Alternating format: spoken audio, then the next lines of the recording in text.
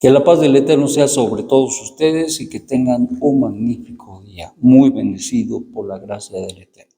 Bueno, pues estamos en el Perec 23 del Pasuk, del Perec, el Perec 3 y el Pasuk 23. Y dice así: y también estaba Jehohanán purificando en agua en Enón, cerca de Salín, pues allí fluían muchas aguas de manantial y venían y eran purificados, porque Johanán todavía no había sido puesto en la cárcel.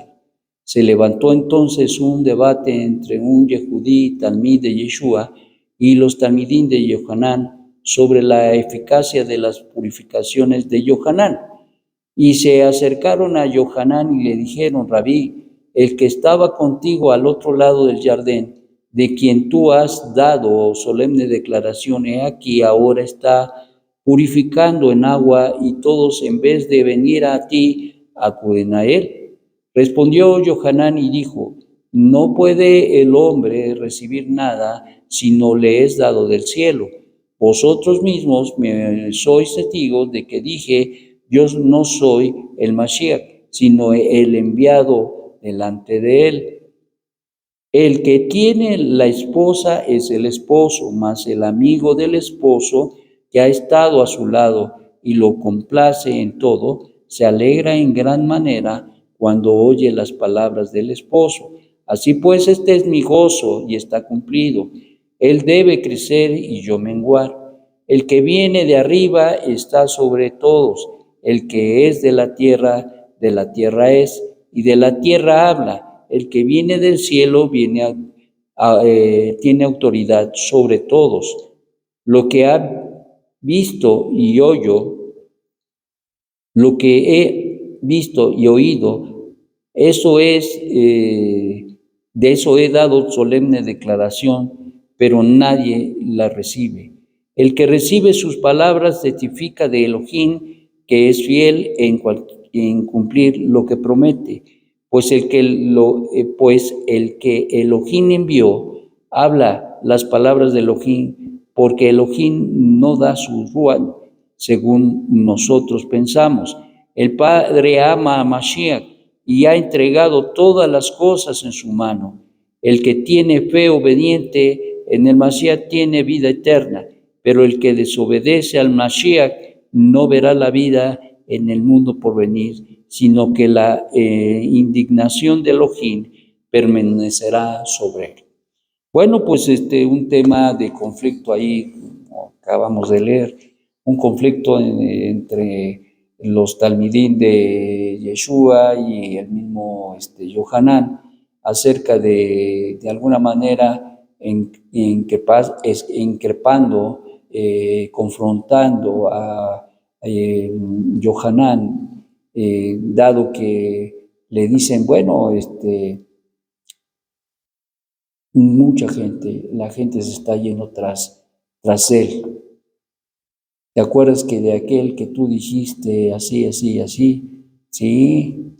Y le recuerda, pues yo les dije, yo no soy. Hay uno que viene detrás de mí, que es el que tiene la autoridad. Y ciertamente le recuerda esto, y eso fue muy importante.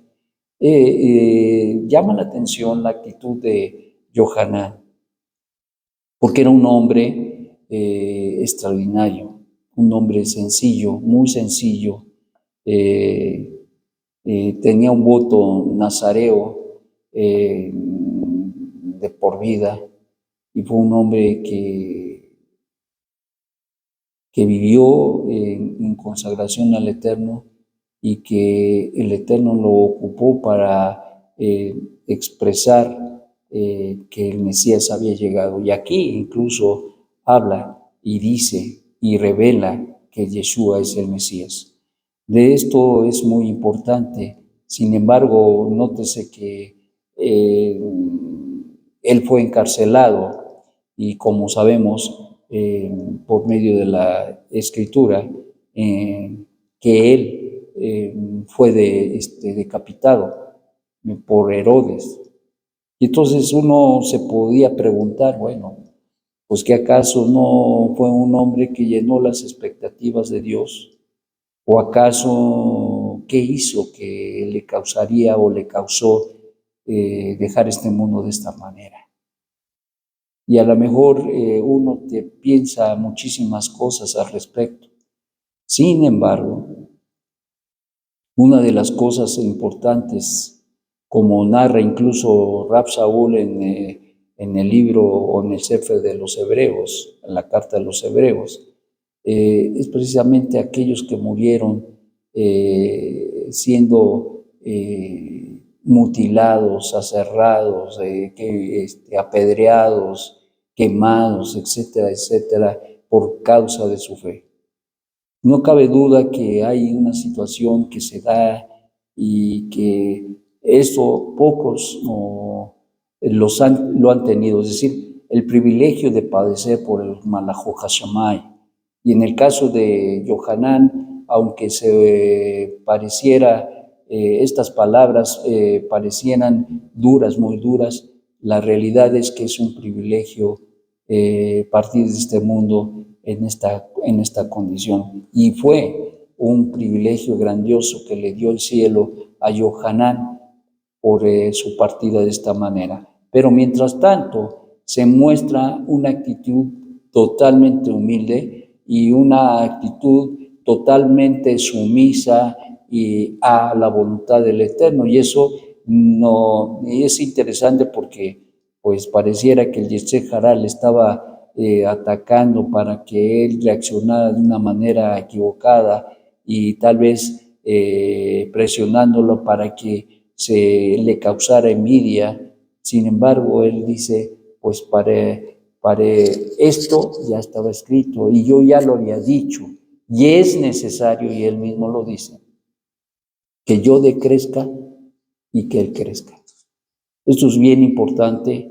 Tenía que desaparecer del escenario histórico, tenía que morir. Incluso cuando nuestro Santo Maestro recibe la noticia de que Yohanan murió, se sintió muy triste por ello y se fue a orar.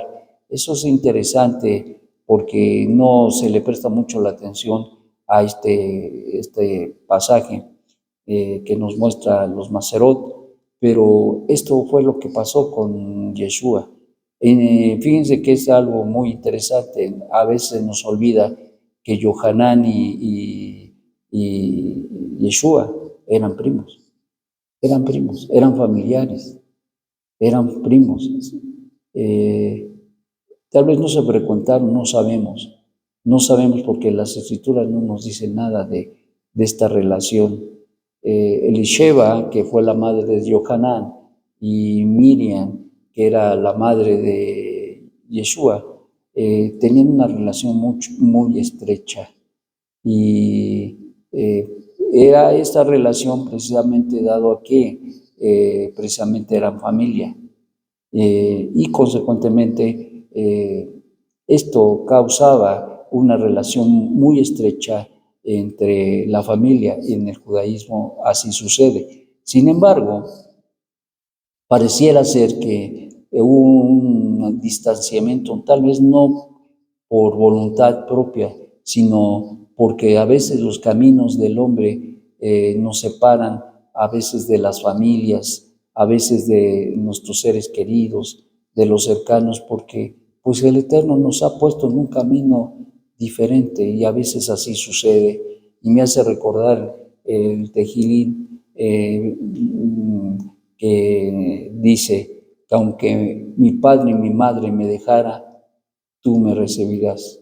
Eso nos habla precisamente de una situación de que luego a veces nos acontece a muchos de nosotros, que aun cuando tenemos familiares o amigos incluso, que cuando saben que nosotros hemos o somos ya gente que vive de una manera diferente, porque es lo que perciben ellos cuando miran que ya no comemos lo que comíamos, que ya no somos como éramos, que ya no hablamos como hablábamos, que ya no pensamos como pensábamos y que ya incluso tenemos un apartamento muy importante del Shabbat, y entonces eso como que les choca.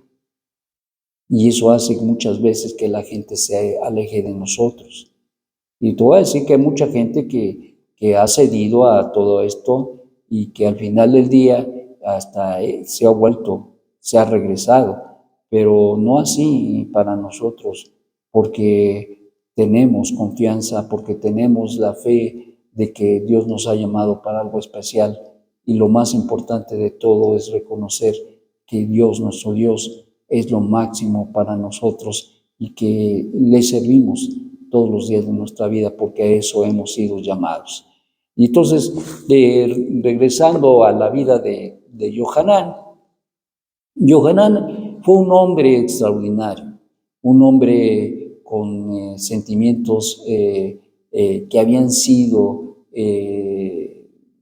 transformados y sus pensamientos y sus acciones siempre eran encaminadas al servicio del Eterno y de su prójimo. Un hombre extraordinario y desde luego Yohanan, y que lo muestra precisamente con las actitudes cuando es instado a la envidia, al resentimiento, y todo lo contrario, acepta que esto había de pasar y acepta que él tiene que menguar. Y esto es algo extraordinario, porque te voy a decir que ahora sí que, como diríamos, es la prueba del añejo. Aquí la realidad es que nosotros somos probados en nuestras actitudes, en nuestro orgullo. Somos probados. Y en el caso de Johanán fue probado en eso.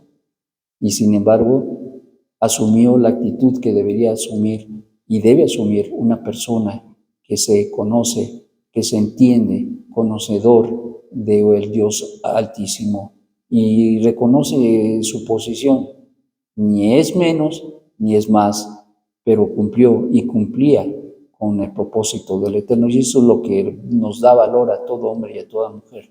Reconocer y saber el camino que el Eterno nos ha dado, eso es lo que nos da un valor.